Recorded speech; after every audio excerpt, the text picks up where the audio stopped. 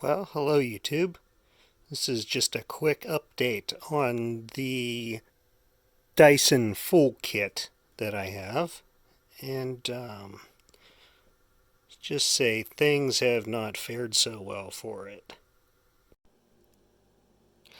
Just kidding.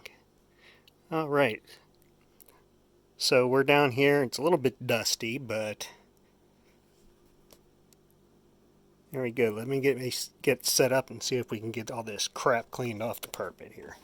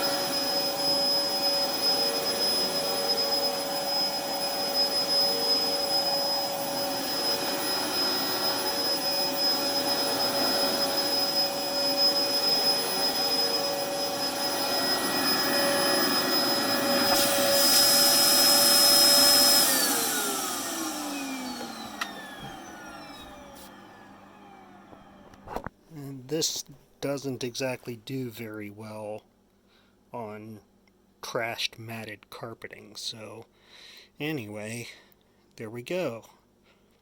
Dyson DC07 Root Cyclone Full Kit. So as far as that other vacuum goes, that's a future video. I don't think I'm going to be rebuilding it, but who knows. Thanks for watching.